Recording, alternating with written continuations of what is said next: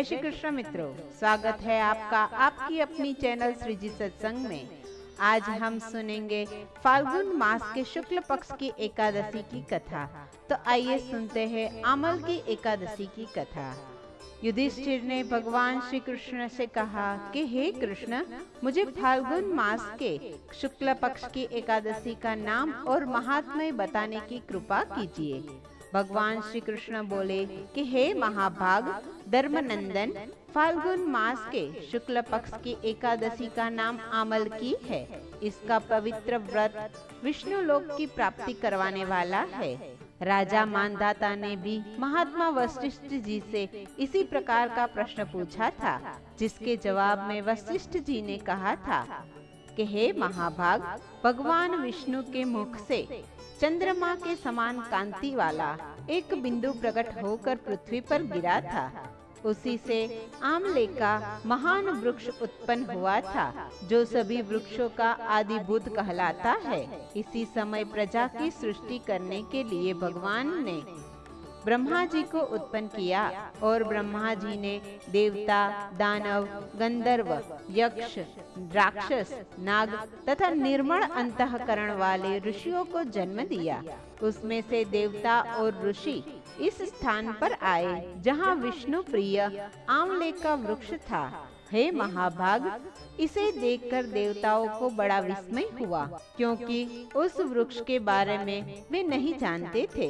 उन्हें इस प्रकार विस्मित देखकर आकाशवाणी हुई, महर्षियों, यह सर्वश्रेष्ठ आंवले का वृक्ष है जो विष्णु को अत्यंत प्रिय है। इसके स्मरण मात्र से गोदान का फल मिलता है।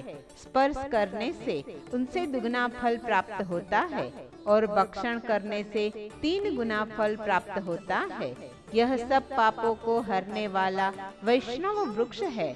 इसके मूल में विष्णु भगवान वास करते हैं। उसके ऊपर ब्रह्मा, स्कंद में परमेश्वर भगवान रुद्र, शाखाओं में मुनि, टहनियों में देवता, पत्तों में वसु, फूलों में मरुगण तथा फलों में समस्त प्रजापति वास करते हैं। आमलक सर्वदेवमय है, अतः विष्णु भक्त पुरुषों के लिए यह परम पूजनीय है।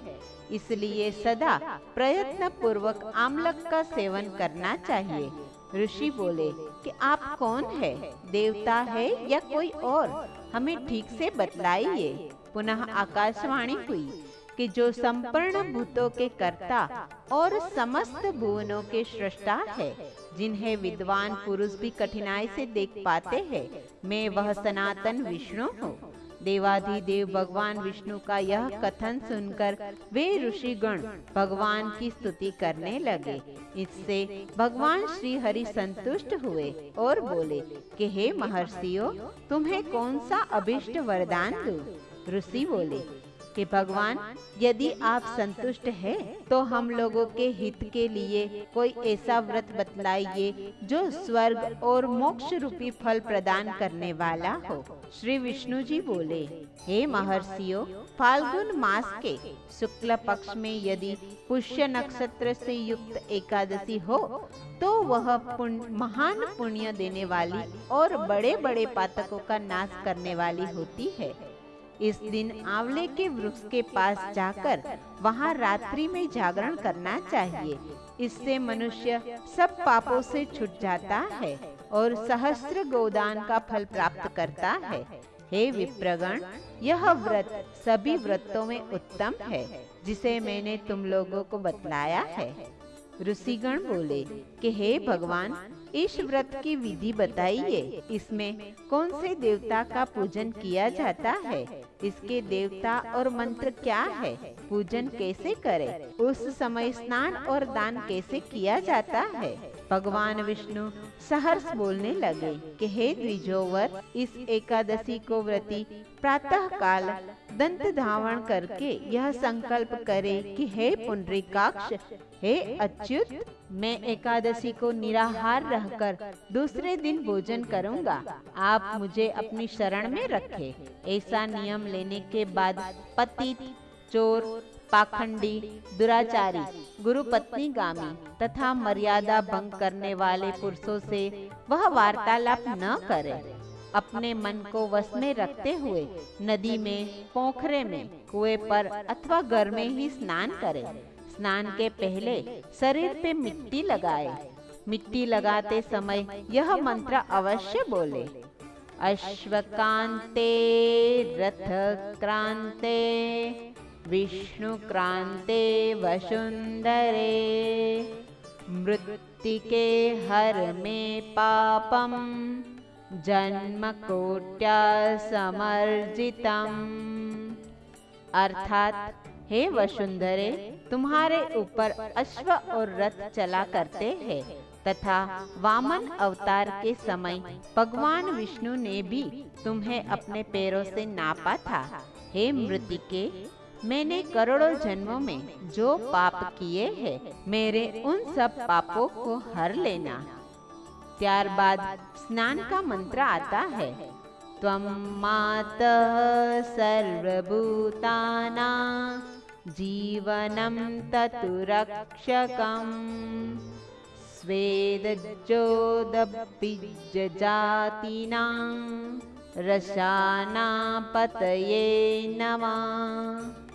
स्नान्तोऽहं सर्वतीर्थेषु हृदप्रसन्नवनेषु च नदीषु देवखातेषु इदं स्नानं तु मे भवेत्। अर्थात जल की अधिष्ठात्री देवी माता, तुम संपूर्ण भूतों के लिए जीवन हो। वही जीवन जो स्वेदज और उद्भिज जाति के जीवों का भी रक्षक है। तुम ऋषियों की स्वामिनी हो, तुम्हें नमस्कार है। आज मैं संपूर्ण तीर्थों, कुंडों, झरनों, नदियों और देव संबंधी सरोवर में स्नान कर चुका। मेरा यह स्नान युक्त सभी स्नानों का फल देने वाला हो।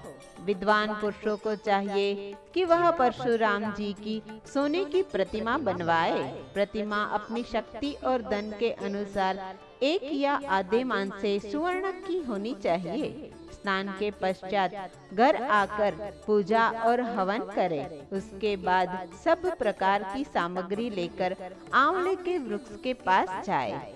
वहाँ वृक्ष के चारों ओर की जमीन झाड़ बुहार लीप पोत कर शुद्ध करे। शुद्ध की हुई भूमि में मंत्र पाठ पूर्वक जल से भरे हुए नवीन कलश की स्थापना करे। कलश में पंचरत्न और दिव्य गंध आदि छोड़ दे। श्वेत चंदन से उसका लेपन करे। उसके कंठ में पुष्प की माला पहनाए। सब प्रकार के धूप की सुगंध फैलाए। जलते हुए दीपकों की श्रेणी सजाकर रखे। तात्पर्य यह है कि सब ओर से सुंदर और मनोहर दृश्य उपस्थित करे। पूजा के लिए नवीन छाता, जूता और वस्त्र भी मंगवा कर रखे। कलश के ऊपर एक पात्र रखकर उसे श्रेष्ठ लाजों से भर दे। फिर उसके ऊपर परशुराम जी की मूर्ति स्थापित करे। विशोकाय नमः करके उनके चरणों की, विश्वरूपिणे नमः से दोनों घुटनों की, उग्राय नमः से जांघों की, दामोदराय नमः से कटिभाग की, पद्मनाभाय नमः उदर की, श्री वत्सधारिणे नमः वक्षस्थल की, चकीर्णे नमः बाईं बाह की, गदिने नमः दाहिनी बाह की, वैकुंठाय नमः कंठ की, यज्ञमुखाय नमः मुख की, विशोकनिधिये नमः नासिका की, वासुदेवाय नमः दोनों नेत्रों की, वामनाय नमः ललाट की, सर्वात्मने नमः से संपूर्ण अंगों तथा मस्तक की पूजा करे। यही पूजा के मंत्र है। तदुपरांत भक्ति युक्त चित्त से शुद्ध फल के द्वारा आदि देव परशुराम जी को अर्घ्य प्रदान करे। अर्घ्य का मंत्र इस प्रकार है। नमस्ते देव देवेश जमदग्न नमोस्तुते गृहाणार्घ्यमीमं दत्तमामलक्यायुतं हरे।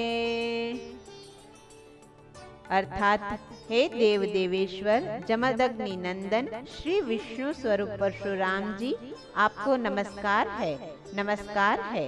आंवले के फल के साथ दिया हुआ मेरा यह अर्घ्य ग्रहण करें। तदुपरांत भक्ति युक्त चित्त से जागरण करें। नृत्य, संगीत, वाद्य, धार्मिक उपाख्यान तथा विष्णु संबंधी कथा वार्ता आदि के द्वारा यह रात्रि व्यतीत करें। उसके बाद भगवान विष्णु के नाम ले लेकर आंवले के वृक्ष की परिक्रमा करें। 100 या 108 या 28 परिक्रमा करनी रहती है। फिर सवेरा होने पर श्री हरि की आरती करें। ब्राह्मण की पूजा करके वहाँ की सब सामग्री उसे निवेदित कर दे। परशुराम जी का कलश, 2 वस्त्र, जूता आदि सभी वस्तुएं दान कर दे और यह भावना करे कि परशुराम जी के स्वरूप में भगवान विष्णु मुझ पर प्रसन्न हो। तत्पश्चात आमलक का स्पर्श करके उनकी प्रदक्षिणा करे और स्नान करने के बाद विधि पूर्वक ब्राह्मणों को भोजन करवाए। तदुपरांत कुटुंबियों के साथ बैठकर स्वयं भी भोजन करे। संपूर्ण तीर्थों के सेवन से जो पुण्य प्राप्त होता है तथा सब प्रकार के दानों से जो फल प्राप्त होता है वह सब इस प्रकार विधि के पालन से सुलभ हो जाता है। समस्त यज्ञों की अपेक्षा भी अधिक फल मिलता है, इनमें तनिक भी संदेह नहीं है। यह व्रत सब व्रतों में उत्तम है। वशिष्ठ जी बोले कि हे महाराज, इतना कहकर देवेश्वर भगवान विष्णु वहाँ से अंतर्ध्यान हो गए। तत्पश्चात उन समस्त महर्षियों ने उपयुक्त व्रत का पूर्ण रूप से पालन किया। हे नृप श्रेष्ठ, इसी प्रकार तुम्हें भी इस व्रत का अनुष्ठान करना चाहिए। भगवान श्री कृष्ण कहते हैं, हे युधिष्ठिर, यह दुर्धर्ष व्रत मनुष्य को सब पापों से मुक्ति देने वाला और विष्णु लोक प्राप्त करवाने वाला है, तो यह एकादशी का व्रत अवश्य करना चाहिए। इति श्री स्कंद पुराणे फाल्गुन मास शुक्ल पक्ष आमलकी एकादशी कथा संपूर्णम। जय श्री कृष्ण मित्रों, हमारे इस चैनल को लाइक, शेयर और सब्सक्राइब करना ना भूलिएगा।